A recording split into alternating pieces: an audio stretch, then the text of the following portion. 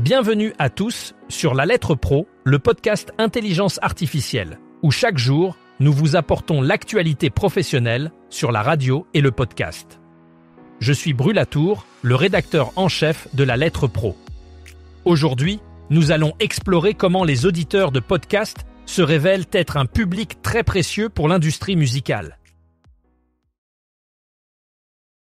Selon les données récentes publiées par Luminate, les auditeurs de podcasts se distinguent comme un groupe stratégique et influent pour la musique. Ces auditeurs réguliers sont souvent jeunes, avec une fréquence d'écoute élevée et un revenu confortable.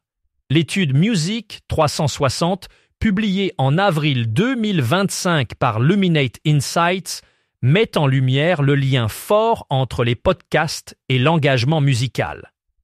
Ces auditeurs ne se contentent pas d'écouter passivement. Ils participent activement à la découverte et à la promotion de la musique.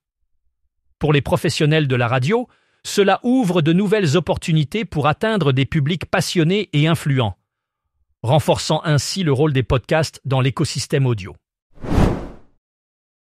L'Alliance pour les chiffres de la presse et des médias, ou ACPM, a récemment publié les résultats de la diffusion globale des radios digitales françaises pour le mois de mars 2025. Maison FG se distingue avec un record historique, enregistrant 3,74 millions de sessions d'écoute à travers le monde sur son bouquet numérique, dont 2,79 millions en France. Cette performance représente une augmentation de 16% par rapport au mois précédent, février.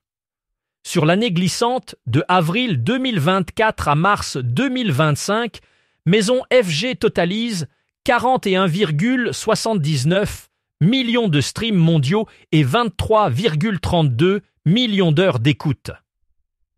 Ces chiffres placent Maison FG à la 8e place du classement des groupes audio digitaux français et la marque FG se classe 21e parmi les marques de radio digitale en France, surpassant Fun Radio, Europe 2 et Radio Nova. En mars, Radio FG a enregistré 976 960 sessions d'écoute et les autres flux thématiques tels que FG Chic, FG Starter by Akimakli et FG Deep Dance ont aussi réalisé des scores significatifs. Les radios diffusées en DAB, plus sous la bannière de Maison FG comme Maximum et FG Dance, ont également contribué à cette dynamique.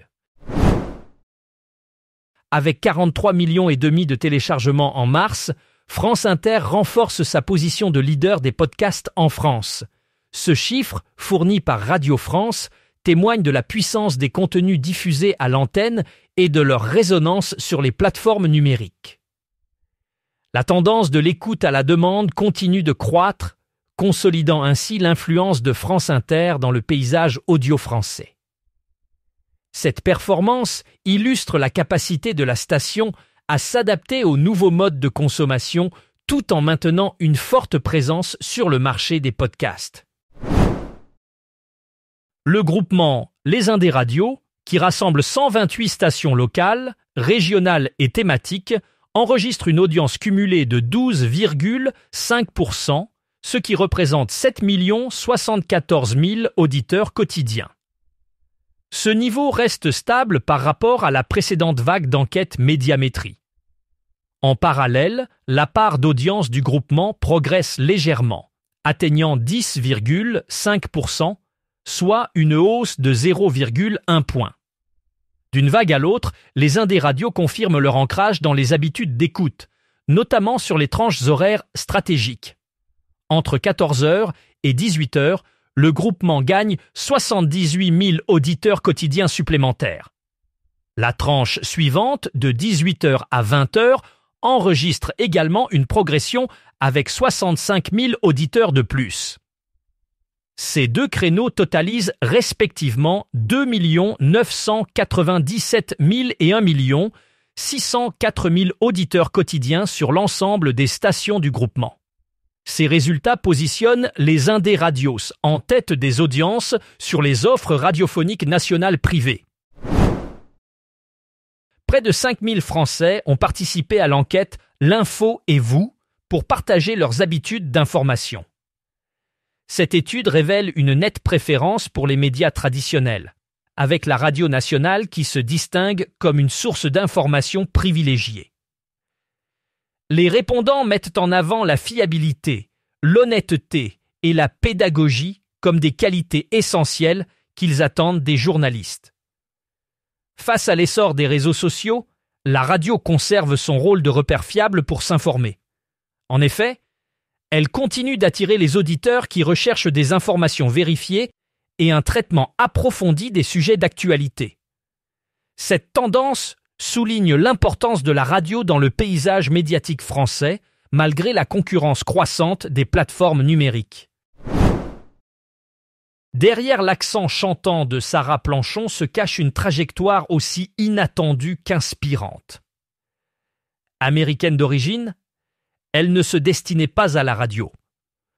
Pourtant, la voici aujourd'hui à la tête de RDB, la radio des Boutières, au Cheylard, dans les monts d'Ardèche. Une direction qu'elle assume avec passion et une vision bien précise, faire de cette radio associative un acteur socio-culturel de premier plan sur son territoire. Sarah Planchon met en avant le rôle essentiel de la radio comme espace de dialogue et de découverte, tout en cherchant à renforcer les liens communautaires et à promouvoir la diversité culturelle.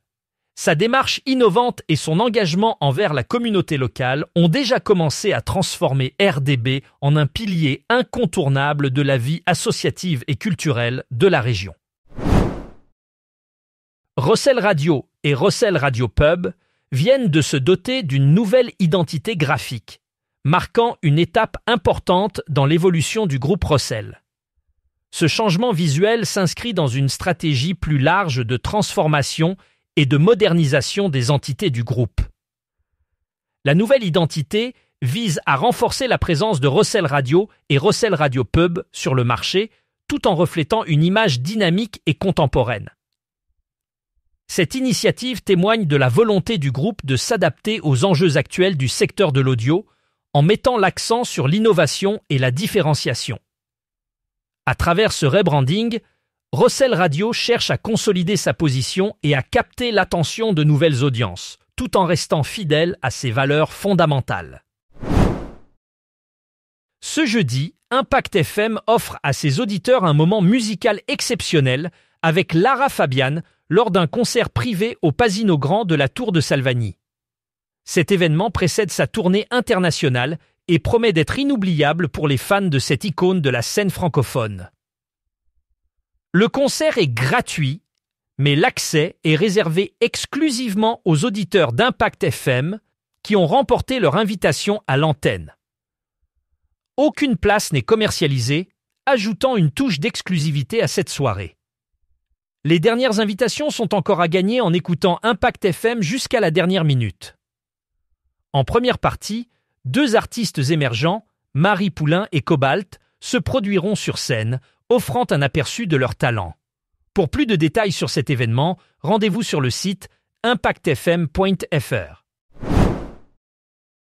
Martin Hajdari, président de l'Autorité de régulation de la communication audiovisuelle et numérique, a effectué sa première visite officielle en région depuis sa nomination en janvier 2025.